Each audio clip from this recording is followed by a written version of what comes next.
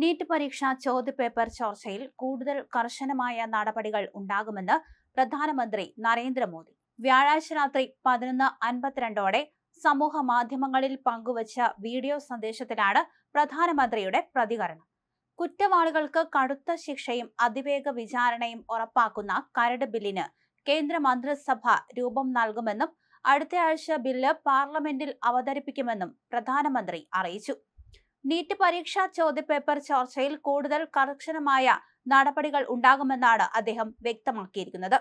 വ്യാഴാഴ്ച രാത്രി 11:52 സമൂഹ മാധ്യമങ്ങളിൽ പങ്കുവച്ച വീഡിയോ സന്ദേശത്തിലാണ് പ്രധാനമന്ത്രിയുടെ ഈ പ്രതികരണം. കുറ്റവാളികൾക്ക് കടുത്ത ശിക്ഷ, അതിവേഗ വിചാരണയൊക്കെ ഉറപ്പാക്കുന്ന കരട് ബില്ലിന് കേന്ദ്ര മന്ത്രിസഭ രൂപം നൽകും.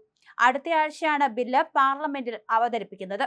ഇന്ന് ചേരുന്ന മന്ത്രിസഭാ യോഗത്തിൽ ചോദ്യപേപ്പർ ചോർച്ചയിൽ കൂടുതൽ കടുത്ത നടപടികൾ സ്വീകരിക്കുമെന്ന് അദ്ദേഹം കഴിഞ്ഞ ദിവസവും വ്യക്തമാക്കിയിരുന്നു.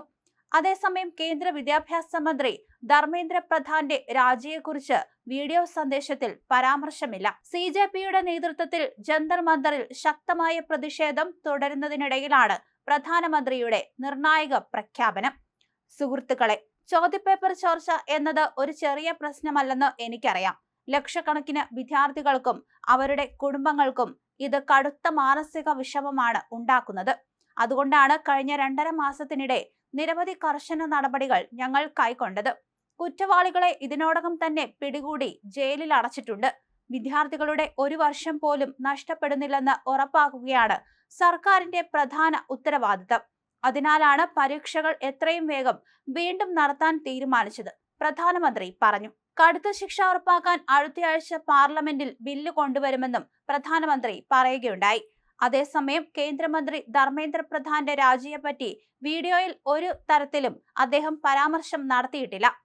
നീറ്റ് പരീക്ഷാ ക്രമക്കേടുമായി ബന്ധപ്പെട്ട CJP സമരം ശക്തമാകുന്നതിനു പിന്നാലെ ഉന്നത വിദ്യാഭ്യാസ സെക്രട്ടറി സ്ഥാനത്ത് നിർണായക മാറ്റമുണ്ടായി.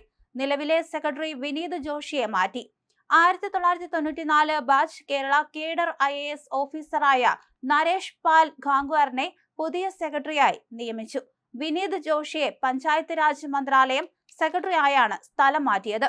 സ്ഥലം മാറ്റത്തിനുള്ള ഔദ്യോഗിക കാരണം ഉത്തരവിൽ വ്യക്തമാക്കിയിട്ടില്ലെങ്കിലും നീറ്റ് പരീക്ഷാ ക്രമക്കേടുകളുമായി ബന്ധപ്പെട്ട് വിദ്യാർത്ഥികളും CJPയും നടത്തുന്ന ശക്തമായ പ്രതിഷേധങ്ങൾക്കിടയിലാണ് ഈ അഴിച്ചുപണി. വിദ്യാഭ്യാസ സെക്രട്ടറിയെ മാറ്റിയ നടപടിയെ BJP MP നിഷികാന്ത് ദുബെ സ്വാഗതം ചെയ്തു. ഇത് മോദി ഗ്യാരണ്ടിയാണെന്ന് അദ്ദേഹം എക്സിൽ കുറിച്ചു.